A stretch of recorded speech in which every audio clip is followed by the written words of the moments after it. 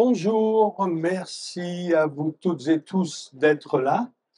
Et donc effectivement, on va parler de rénovation pertinente et de retour d'expérience.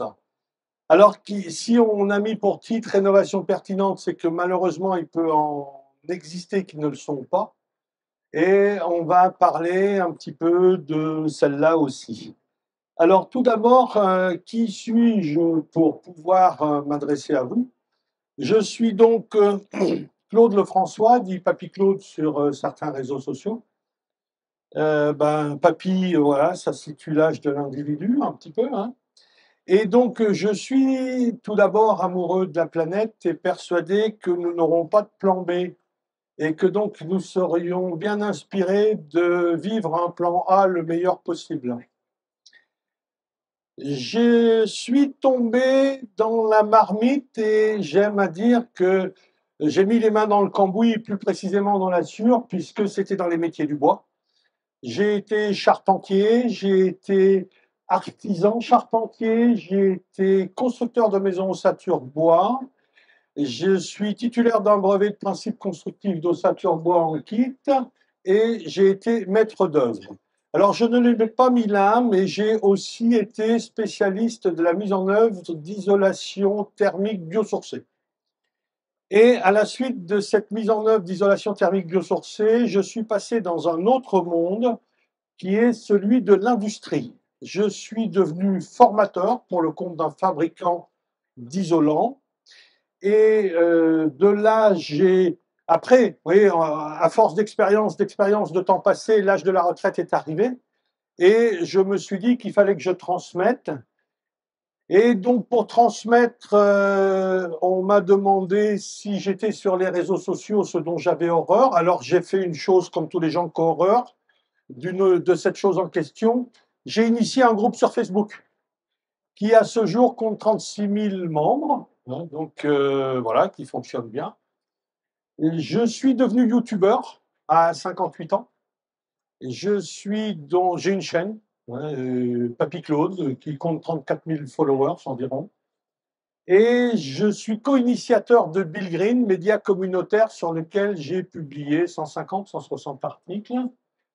Et donc, ensuite de ces articles, j'ai tiré 2 livres qui ont été publiés chez Terre Vivante pour enfin créer Soigner l'habitat avec Geoffrey Gouverneur, mon associé, qui est là derrière en train de nous filmer.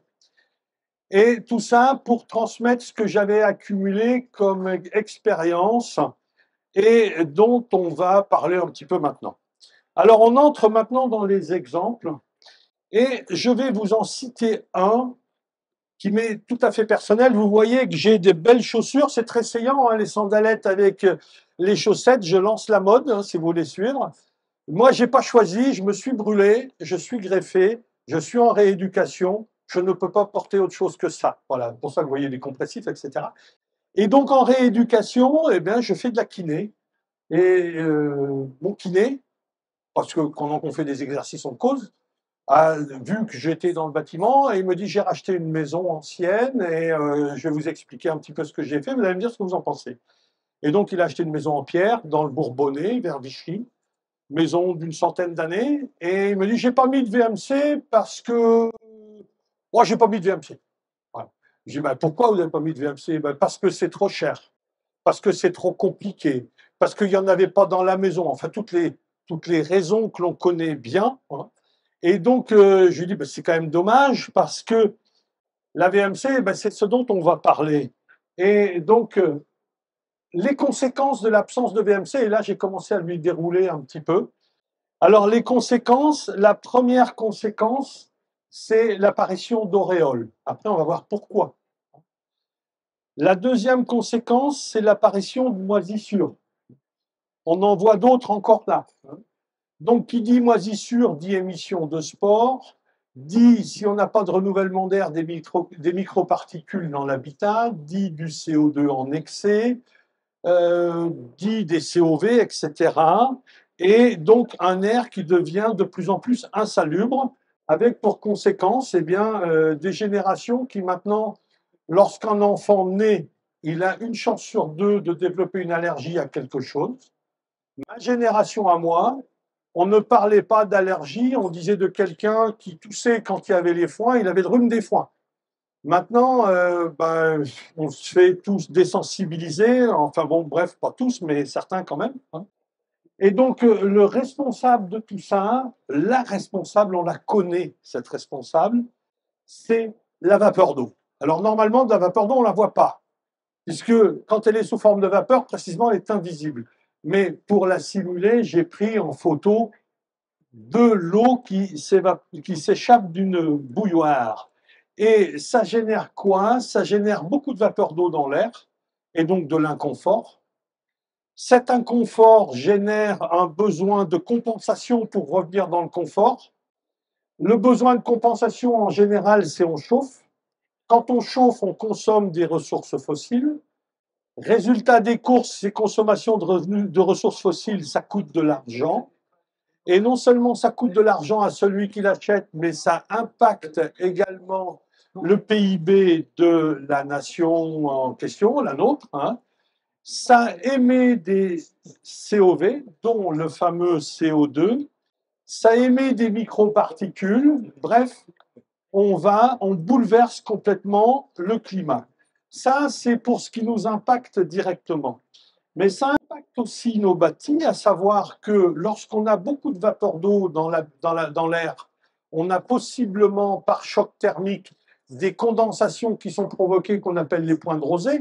Un point de rosée, ça peut provoquer la rouille qui sont dans les bétons, l'éclatement des bétons. Ça provoque le pourrissement des bois. Et toutes ces petites choses qu'on vient de voir, la raison, l'unique raison, c'est parce qu'on n'a pas mis ça.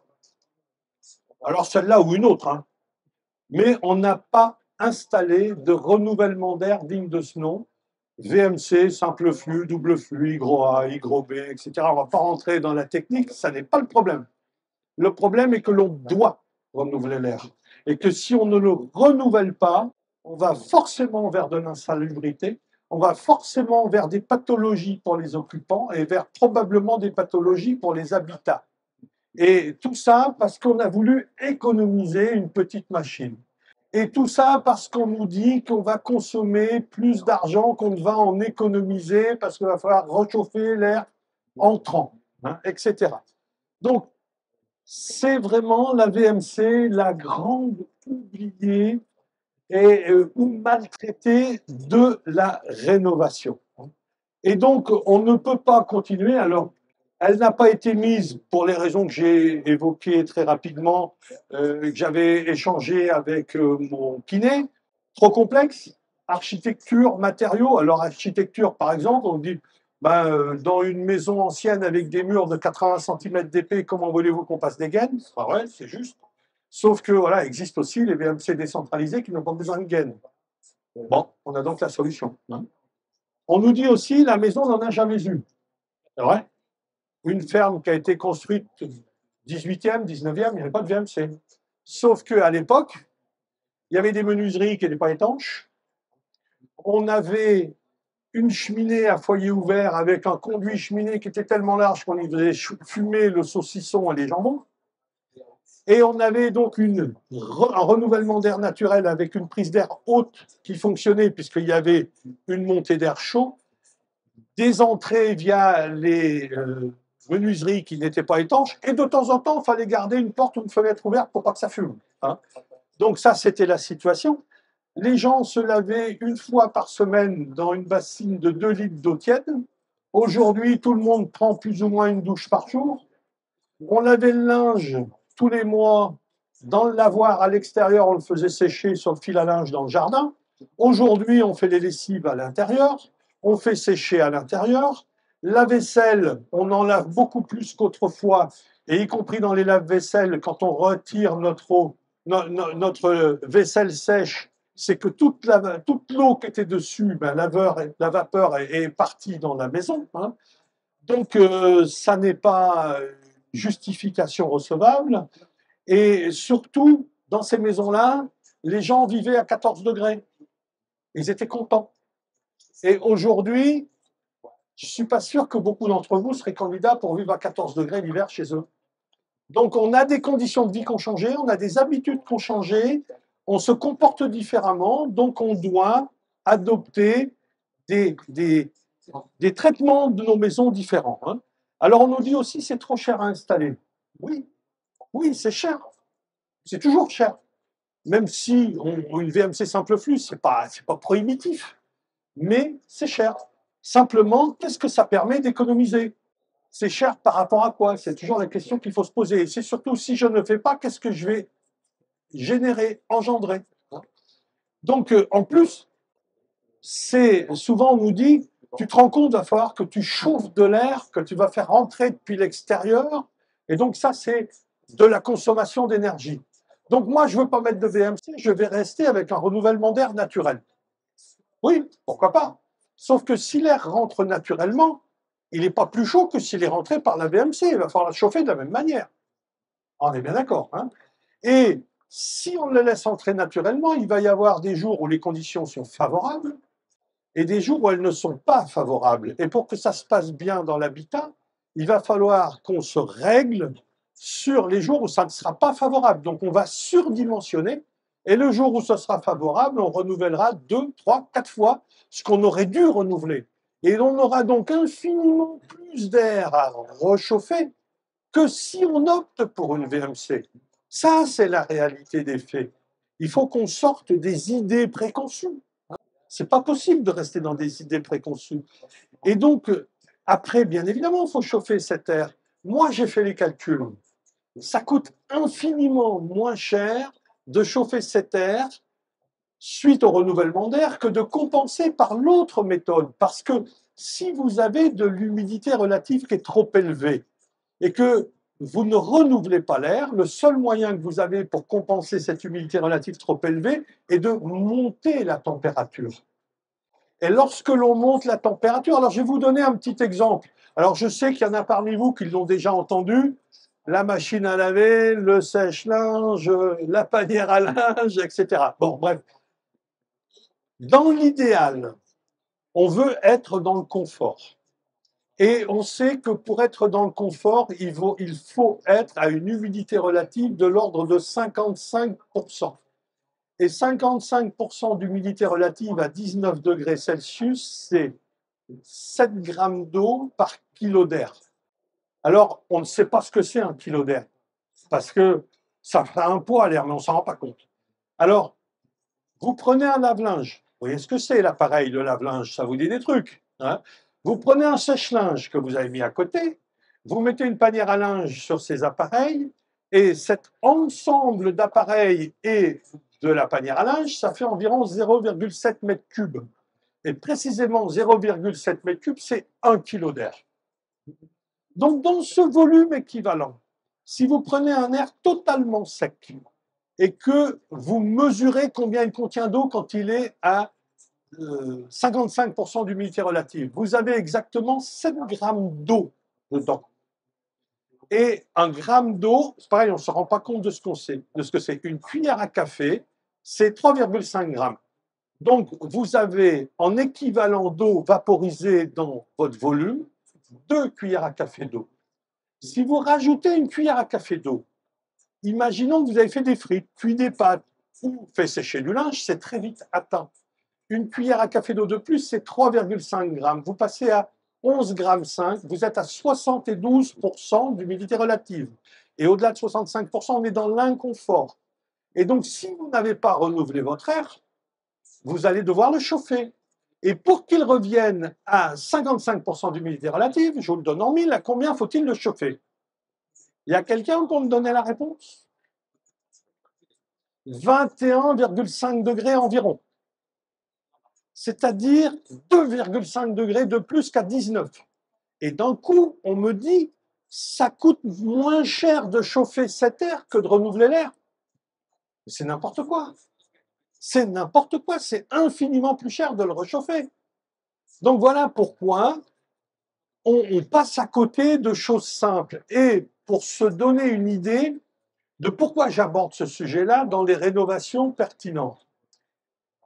Il y a plein de rénovations. Vous êtes promené sur le salon, sur le forum, on vous a parlé de rénovation globale, par élément, etc., qu'il vaut mieux faire de la réno globale, c'est mieux.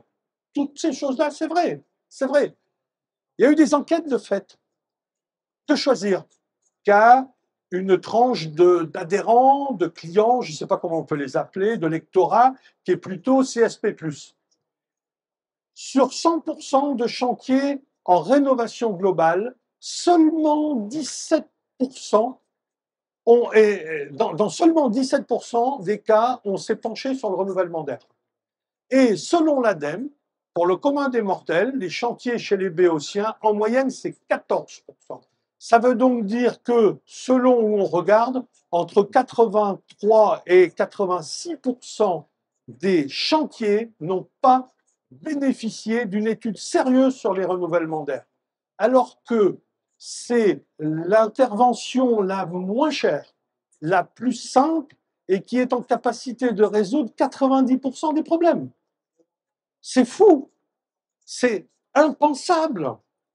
Voilà la situation dans laquelle on est. Donc, si vous voulez une rénovation pertinente, n'oubliez pas le renouvellement d'air. Est-ce que vous avez des questions? On va passer effectivement aux questions-réponses. Je suis là pour vous passer le micro, messieurs, dames. Et bien, moi, j'en ai une deux questions. Vous parliez effectivement du poste de la ventilation. Est-ce que vous pouvez expliquer en détail en quoi consiste la ventilation, qu'elle soit simple flux, double flux, comment ça s'installe, à quoi ça sert, etc. Eh bien, un animateur, un bon, il sait renvoyer. Bravo, merci, c'est une excellente question. Qu'est-ce que le renouvellement d'air? Effectivement, lorsqu'on fait un renouvellement mécanique, donc que ce soit une VMC, une VMI, simple flux, double flux, etc. Le principe, c'est de prendre l'air humide là où il est le plus humide, c'est-à-dire dans les pièces humides, salle de bain, cuisine, WC. On l'extrait depuis là pour l'envoyer dehors et on renouvelle de l'air en faisant entrer dans les pièces sèches.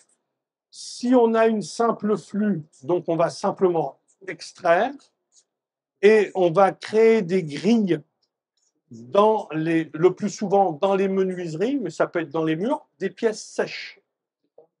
Parce que si vous voulez extraire et que vous ne laissez pas entrer, vous allez créer du vide et à un moment donné, ça ne va plus fonctionner. Alors, attends, est-ce que si je vous suis bien, mettons que j'ai une salle de bain Oui, à l'intérieur de laquelle je prends des douches, oui, qui font beaucoup de peur parce que j'aime les douches chaudes. oui, J'ai mon dispositif d'extraction d'air. oui. L'air en simple flux, l'air sec, il vient par pression-dépression des autres pièces en passant sous les portes. Comment ça se passe? Alors, on a deux systèmes. Soit on extrait, c'est une VMC, ventilation mécanique par contrôlée, soit on insuffle, c'est une VMI. Alors, lorsque l'on extrait, donc, on met des bouches dans les pièces humides. Depuis là, on a des gaines qui viennent via un aspirateur, quelque part, extraire l'air pour le mettre dehors. Et donc, on a créé une sorte de vide dans cette pièce. Et donc, on va, ce qu'on appelle détalonner, c'est-à-dire créer un espace sous la porte pour faciliter la communication et faire que l'air des pièces sèches puisse venir entrer dedans. C'est ce qui s'appelle techniquement le balayage. Et pour que ce balayage s'opère, si on est en simple flux, on va simplement faciliter l'entrée d'air dans les pièces sèches en mettant des grilles sur les fenêtres, on en voit souvent, hein, ou une grille dans un mur. Et là, on va laisser entrer. Donc, on a extrait et on laisse la compensation se faire naturellement. Oui. Si on a une double flux, au lieu de mettre des grilles dans les pièces, on va mettre encore des bouches à nouveau dans les pièces sèches, mais au lieu d'avoir une machine qui simplement extrait, on va avoir une machine à double flux, c'est-à-dire qu'on va sortir l'air chaud, on va, via un échangeur, en récupérer une partie de la chaleur pour préchauffer l'air entrant. Via un autre circulateur, on va faire entrer de l'air via les gaines que l'on va aller insuffler dans les pièces sèches. Et cet air, on va le faire transiter sous les portes de liaison, sous ce fameux détalonnage, pour avoir le même balayage et extraire. Et si on a une VMI, on insuffle dans les pièces sèches et on laisse l'air sortir par les pièces humides. Et du coup, l'élément de la vapeur d'eau, l'humidité, elle est captée par un déshumidificateur entre son extraction et son expulsion, ou alors l'humidité est-elle véhiculée avec l'air et expulsée à l'extérieur de la voiture? Purement et simplement, elle est expulsée. Simple flux, double flux, elle est expulsée. Une double flux, on récupère la chaleur entre les deux via des plaques, des échangeurs. Il y a plusieurs principes. Oui, Et l'abaissement du niveau de teneur en eau tient au fait qu'on fait entrer de l'air extérieur qui est réputé moins humide. d'accord. Alors, la condition la pire que l'on puisse rencontrer, c'est qu'à l'extérieur, on ait du brouillard. Et quand il y a du brouillard, on dit bah, tu peux faire entrer de l'air humide dans ta maison. Oui, il est humide, certes, mais combien contient-il d'eau par kilo d'air? Ça dépend de la température extérieure. Ça dépend de la température extérieure. Et en règle générale, quand on a du brouillard, on a entre 5 et 6 degrés à l'extérieur. Et à 5 ou 6 degrés à l'extérieur, 95% d'humidité relative, brouillard, on a 3 grammes d'eau par kilo d'air. Et à l'intérieur, si j'ai 11 grammes et que le confort est à 7, imaginons, on va faire un truc simple, hein, je change moitié-moitié. Je sors moitié de l'air à 11 grammes par kilo, je fais rentrer moitié de l'air à 3 grammes, 11 et 3, 14, je divise par 2 parce que ça s'est mélangé, et j'ai 7. Et à 7, qu'est-ce que j'ai? J'ai 19 degrés, 55% d'humidité relative, je suis revenu dans le confort. Donc c'est quelque chose qui est assez simple, hein. Et c'est tellement simple que c'est surprenant de voir que c'est pas plus suivi que ça, quoi. Donc je ne sais pas si j'ai répondu Pour moi, parfaitement. pour vous parfaitement. Est-ce que d'autres questions se feraient jour? Oui, monsieur? Je vous passe le micro. Donc, est-ce que vous pouvez me donner, alors moi j'en ai un, des agréments d'une VMC? Parce que moi j'ai installé une VMC par chez moi, j'ai pu bien installer. Je suis dans la cuisine, donc je fais des frites. Donc, ça me va, c'est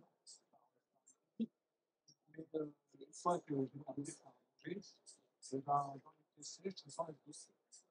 Alors là, il y a un énorme défaut d'installation chez vous. Il y a vraiment un très gros problème parce que si vous avez extrait de l'air dans la cuisine avec les frites, vous faites les frites, normalement, l'odeur de frites, vous l'avez mise dehors. Et pour qu'elle revienne dedans, il faut que l'odeur des frites, donc avec l'air, fasse très vite le tour pour revenir soit par la bouche d'insufflation. Alors ça peut arriver, hein. Sur une VMC double flux, ça peut se produire. Si l'installateur a mis la bouche d'extraction, puisque la VMC double flux, elle prend l'air dehors via une prise unique et cet air est redistribué à l'intérieur via les gaines. Et si vous mettez côte à côte à l'extérieur la bouche d'extraction et la bouche de prise d'air, il se peut que ça revienne. Mais ça, c'est un défaut d'installation et c'est normé. Normalement, il y a une distance minimale entre les deux bouches. Et ça ne doit pas se produire. Donc, si ça s'est produit, c'est qu'il y a un défaut d'installation. Et ça ne peut être que cette condition-là. Mais ça peut arriver. Mais ouais, il faut faire revenir l'installateur. Ou si c'est vous qui avez installé, il faut vous auto-flageller. Ah.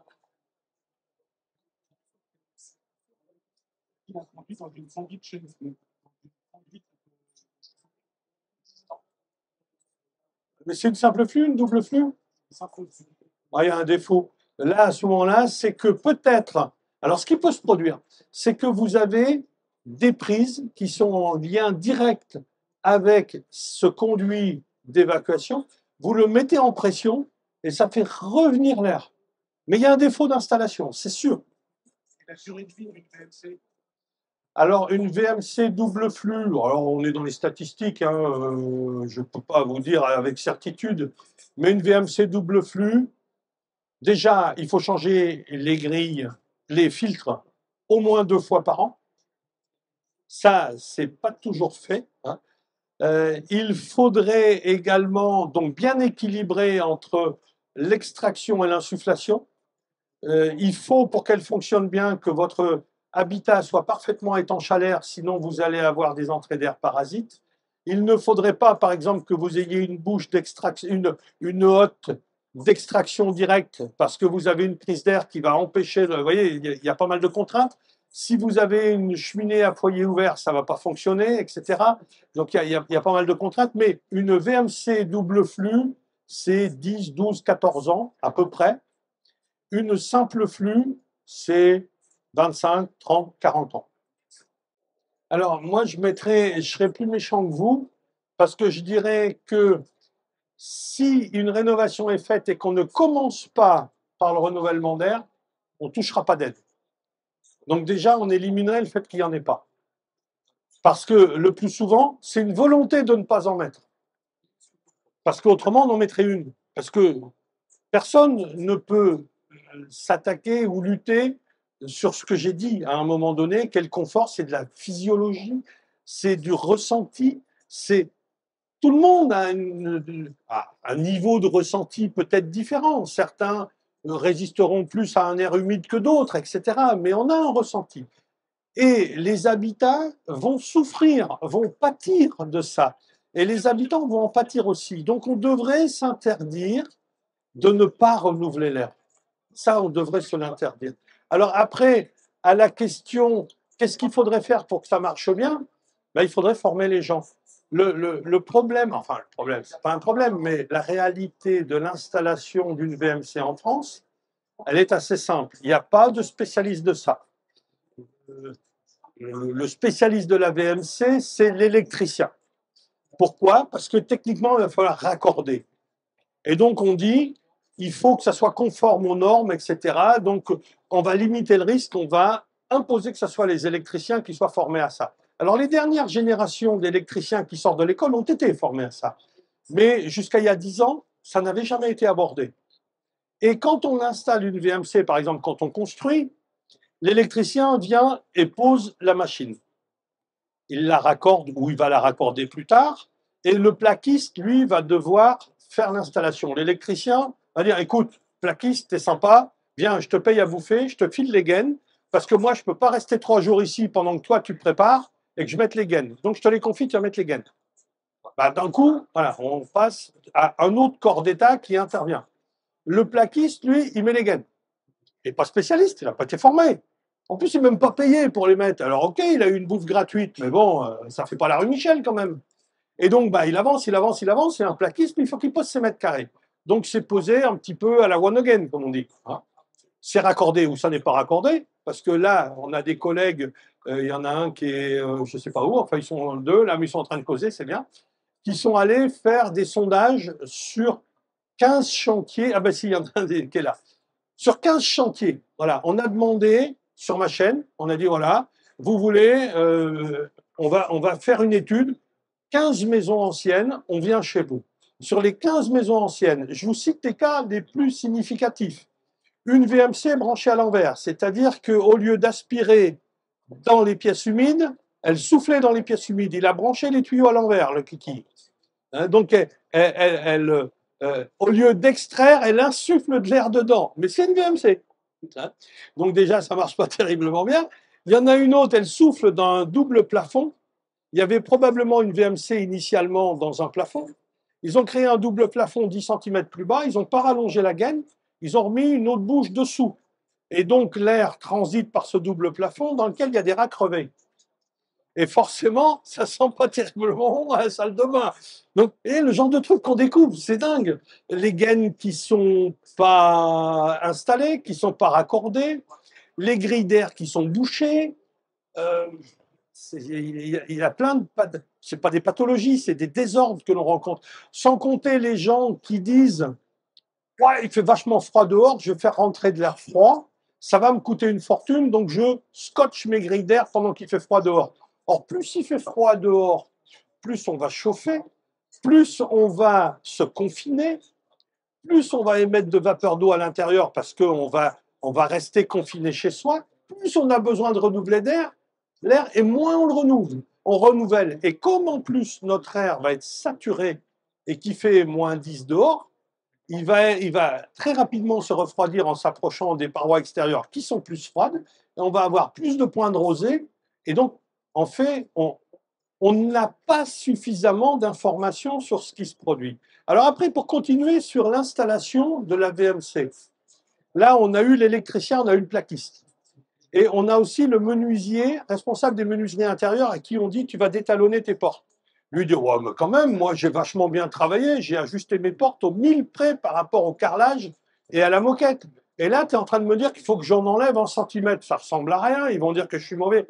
Donc, il faut déjà aussi convaincre le menuisier intérieur. Et après, on dit au menuisier qui a mis les menuiseries extérieures, tu vas nous faire des belles menuiseries étanches et tu vas y installer des grilles. Alors, bon, je ne vais pas mettre des grilles sur mes menuiseries étanches quand même, moi j'ai bien bossé. Et donc on a des oppositions de partout. Il faut coordonner 4 corps d'État pour un petit truc. Et il n'y a pas de coordination là-dessus. Si on n'a pas un conducteur de travaux, un responsable de chantier, un maître d'œuvre rigoureux qui suit, il y a toute chance qu'il y ait un désordre quelque part. Donc c'est une chaîne d'intervention qu'il faut reprendre comme il faut. Je ne sais pas si j'ai répondu à votre question. Oui, peut-être. Ouais. Ok. Alors, une dernière question. Une.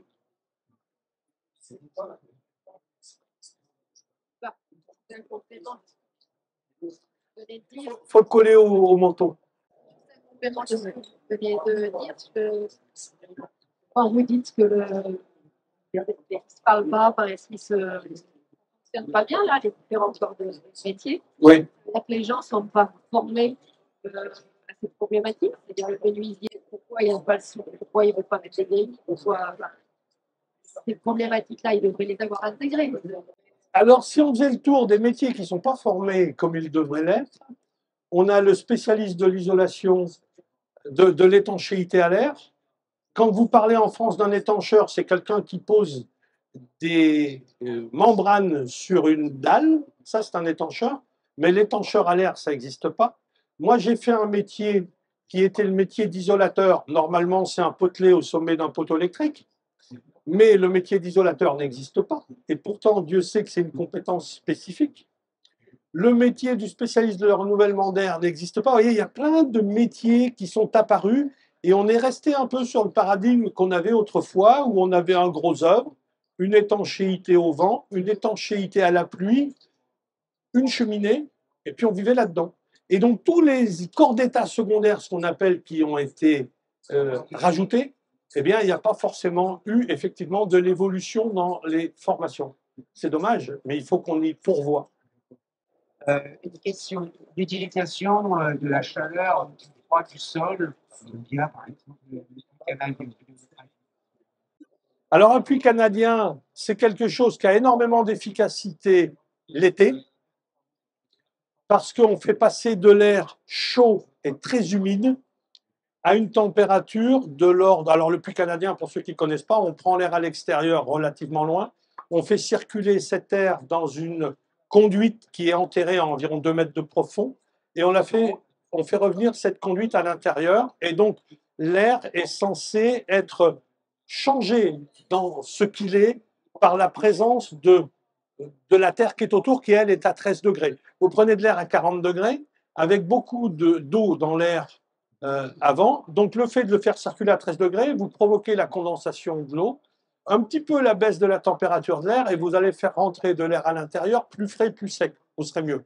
L'hiver, honnêtement, ça change quasiment rien sur le système de chauffage. Et donc, non, je ne pense pas que le puits canadien ait un avenir pour l'hiver, mais par contre, pour l'été, ça, je suis intimement convaincu que dans le futur, que ce soit pour du collectif ou de l'individuel, c'est une des solutions pour se défendre de l'excès de chaleur dans l'habitat l'été sans impacter sur les bouleversements climatiques ou autres, sans consommer de ressources, autre que pour faire les travaux. Eh bien, merci, messieurs, là, pour vos questions. Si d'aventure d'autres précisions ou d'autres thèmes de questions peut-être à mener avec Monsieur Lefrançois, n'hésitez pas à le trouver. Monsieur Lefrançois qui est avec son équipe ici à soigner l'habitat, former, informer. Merci de votre présence à ce cycle de conférence. Bravo à vous. Dans vos échanges.